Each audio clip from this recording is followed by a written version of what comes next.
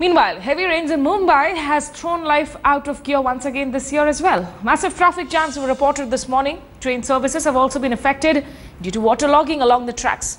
Services between the CST Kurla main line and Harbour line are running late. Train services near the Andheri station were terminated as the tracks got submerged.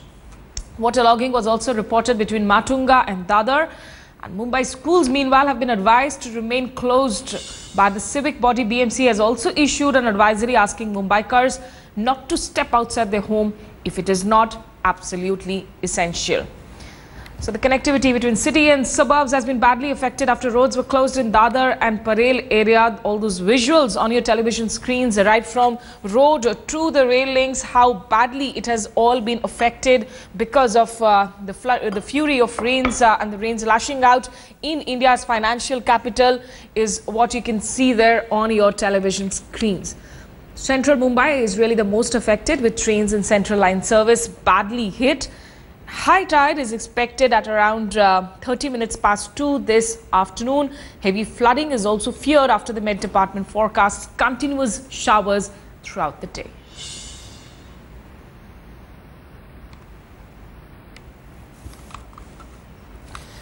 Joining me on the phone line is Maharashtra's Education Minister, Mr. Vinod Taure. Mr. Taure, I hope you've been able to manage to go to your office today, because looking at the conditions here and the advisories being issued by your civic bodies, people have been asked to not step out of their houses.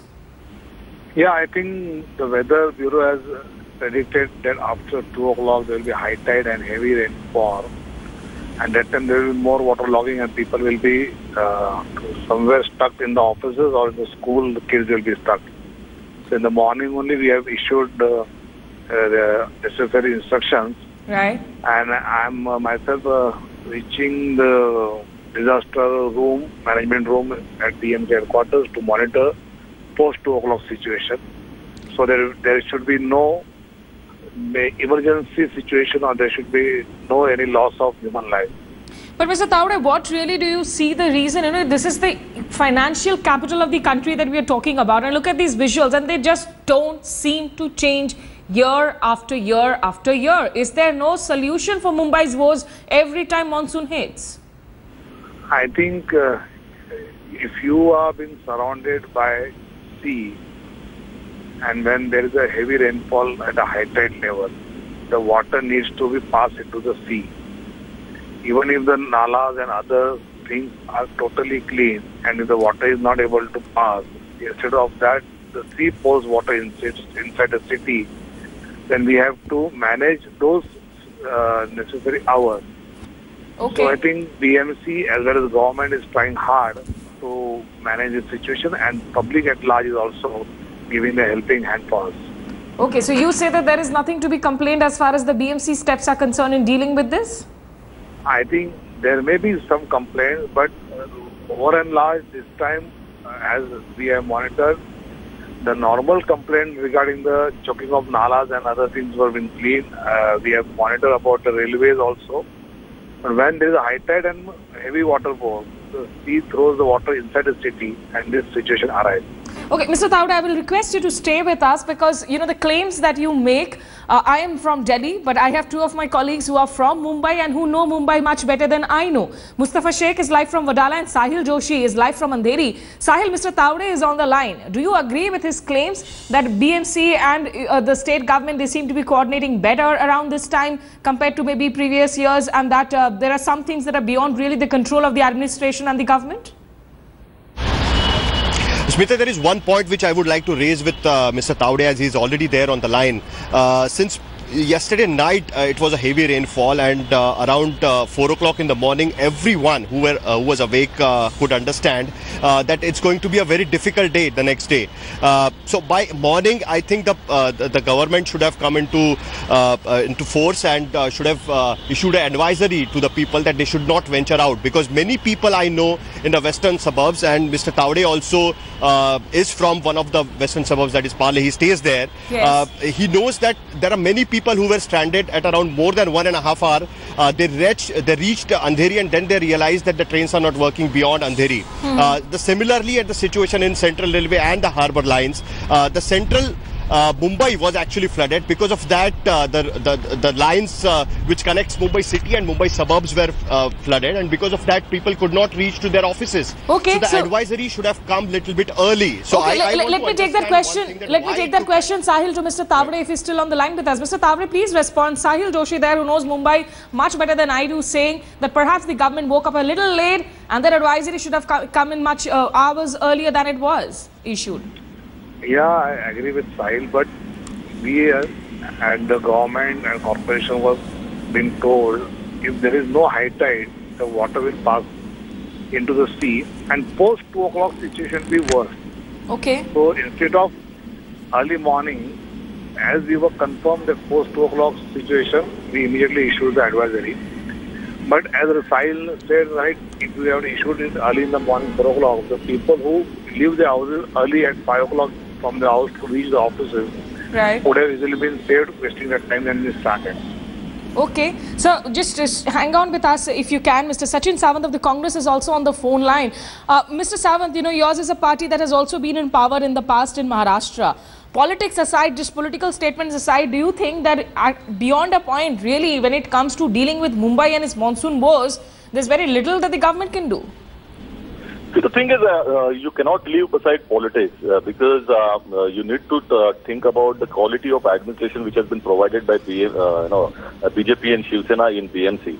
We have been continuously complaining that the cleansing of gutters have not taken place, the nalas and everything, and we tried to bring it to their notice. Since last 1 month, this particular question was continuously put up before them, but they did nothing and they kept mum. And this has been the practice now. This particular BMC has become a center of corruption. And that is what we have been blaming. And since last 20 to 25 to 30 years, they are ruling over there. And still, if this particular question arises continuously each and every year, so it is a worrisome factor. The financial capital of India cannot afford to close down, even for a single day. And this is what the kind of administration which has been provided by BJP and Shiv Sena. We condemn this and we definitely call for action against those who are responsible for this. Okay, Mr. Tavade, you know, for the longest time we've seen the ball rolling really, you know, every time we've been told, no, BMC is with some other party, the state government is of course some other party. This time around it's the BJP ruling both. Where is the problem? Again, I say this is not a time to talk politically. As I rightly said in the beginning, Mumbai has been surrounded by the sea. And whenever there is high tide, instead of water flowing into the sea, the water flows back to the city. But given this situation, our administration is doing the best. And now my focus point is post 2 o'clock situation. If there is any emergency, we need to save the lives of the people. We can talk politics and analysis that after later. Okay, so I'll just ask you to stay with us for one last reaction because I would like to thank Mr. Sachin Sawant there. Okay, let's not talk politics, but let's cut across live to Mustafa Sheikh, who's live from Badala. Mustafa, Mr. Tavade is here and he says that the administration is trying to take steps. Now, do you see adequate, in fact, steps being taken to pump out water in the areas where there is waterlogging? Are people being, of course, advised adequately enough? What do the people on the ground have to say?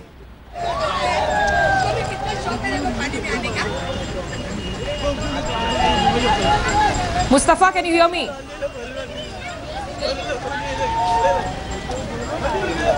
Well, looks like we've lost Mustafa there. But Sahil, if you could quickly come in on that question. Yeah, absolutely. In fact, I would like to thank Mr. Tavade that he accepted that the advisory should have been issued earlier, and this has been the case every year. Now, one of my reporters are at Kurla, Vadala, in some of the Mumbai suburbs as well. They have been speaking to the people who were stranded at the local train stations, and they did not have any idea what next to do. People were really angry, especially in the central Mumbai area, where every year, as Mr. Tavade was rightly pointing out, that it's a low-lying area. If there is a high tide and if it is unprecedented rate like since yesterday, it's more than 155 millimeter rainfall in all across Mumbai, and because of that the waterlogging has to happen. So why not the administration starts putting up the pumping stations, the water pumps which actually flushes out the water from the waterlogged areas beforehand? Because right now the BMC disaster management is telling us that there are more than 150 pumps have been placed at the places where the flooding has happened at this point of time, but it doesn't seem that it is working out. So why it takes time, why there is lack of coordination between the state government and the BMC at this point. Sahil, thanks for that update. One last word from Mr. Taude. Mr. Taude, are you assuring us that you will be better prepared? Of course, we are expecting that high tide also this afternoon after 2. Yeah, we have all prepared for that, and I myself will be present in the disaster management room there, and government and corporation is working hand in glove, and we will do nicely to at least protect the lives of the common man.